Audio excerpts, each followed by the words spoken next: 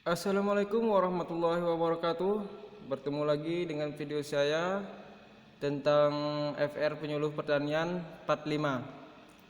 Baiklah kawan-kawan, di sini kita akan bahas lanjutan dari FR yang telah diujiankan pada awal-awal bulan, baik itu berasal dari yang telah saya alami maupun FR dari teman-teman saya yang telah selesai kemarin. Baik, untuk soal selanjutnya, teman saya itu ada yang dapat tentang soal kepanjangan STTPP seperti itu.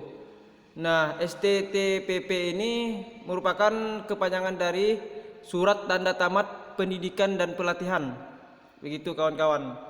Unsur dan subunsur kegiatan penyuluh pertanian yang dapat dinilai angka kreditnya yaitu unsur pendidikan meliputi pendidikan dan pelatihan fungsional di bidang pertanian serta memperoleh ini STTPP ini. Nah, hati-hati terkecoh kawan-kawan. Itu nanti di bolak-balik di antara pendidikan dan pelatihan maupun pelatihan dan pendidikan. Biasanya katanya seperti itu.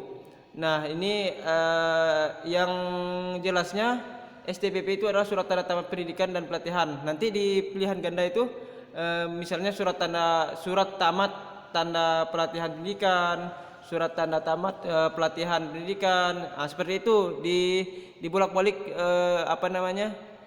dari pilihannya itu di bolak-balik. Kita ingat aja yang itu ada pendidikan dulu baru pelatihan seperti itu. Ini STT-nya itu adalah surat tanda tamat. PP-nya itu pendidikannya dan pelatihan itu.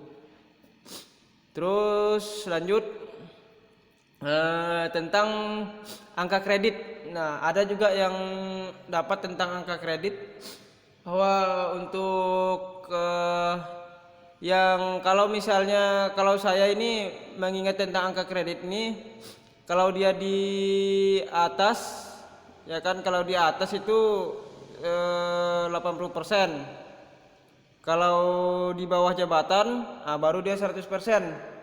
Hal ini itu diatur dalam Permen Pan RB nomor 2 tahun 2008. Seperti itu tentang angka kredit.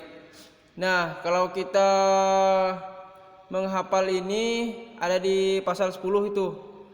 Kalau penyuluh pertanian yang melaksanakan tugas penyuluh pertanian satu tingkat di atas jenjang jabatannya, angka kredit yang diperoleh sebesar 80% dari angka kredit setiap butir kegiatan.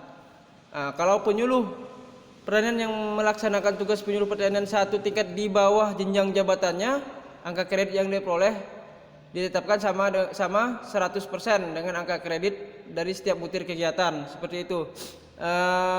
Ingat kata kuncinya itu adalah kalau misalnya dia ditetapkan di bawah jenjang jabatannya, itu berarti jawabannya 100%. Kalau misalnya di atas jenjang jabatannya, berarti dia 80%. Seperti itu kawan-kawan. Jangan sampai kita tuh terbalik pada saat pengisian nanti. Terus lanjut, ada soal yang di saya juga kemarin itu dapat tentang soal penunjang tugas penyuluh pertanian. Nah, yang ditanya itu dia mengecoh kawan-kawan.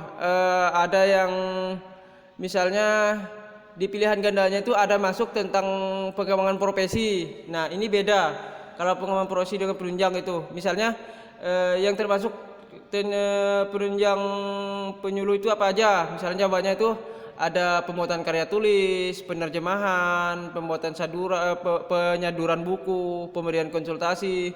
Di sini salah satu yang penunjang penyuluh itu misalnya pengajaran, tapi dia sangat mencolok kawan-kawan. Tinggal kita pilih.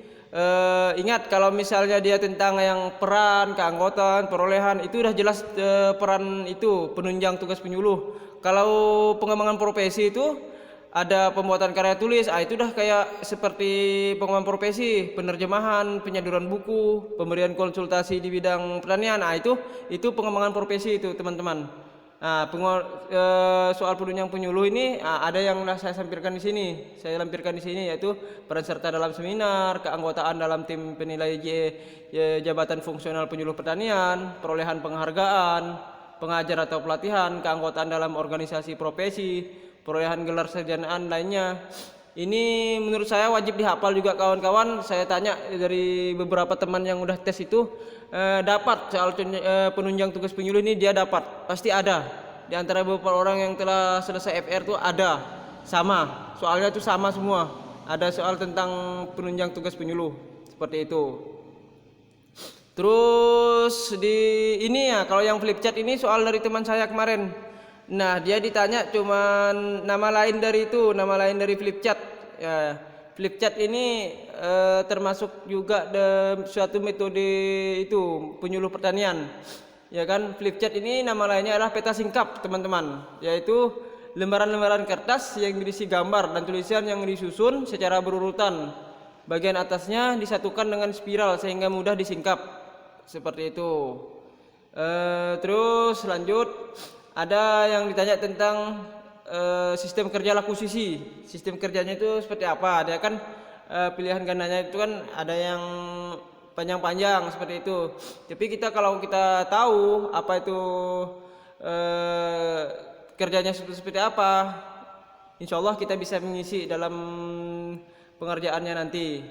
Laku sisi ini itu adalah kerja latihan dan kunjungan. Kerja latihan dan kunjungan serta supervisi, itu kepanjangan dari laku sisi. Disebut kerja laku sisi itu adalah sistemnya itu pendekatan yang memadukan antara pelatihan bagi penyuluh yang ditindaklanjuti dengan kunjungan berupa pendampingan kepada petani atau kelompok tani secara terjadwal dan didukung dengan supervisi teknis dari penyuluh senior serta ketersediaan informasi sebagai materi kunjungan. Seperti itu. Ada intinya dia tuh kalau sistem kerjanya itu kunjungannya itu berupa pendampingan kepada petani, seperti itu. Kalau ada juga kemarin yang ditanya berapa hari sih kegiatannya itu. Nah, ada yang juga yang tanya seperti itu. Kalau nggak salah saya itu dia itu 4 hari kerja di lapangan dan 1 hari kerja itu dia di BP3K, dilakukan supervisi teknis oleh penyuluh pertanian senior dan pejabat pemerintah itu.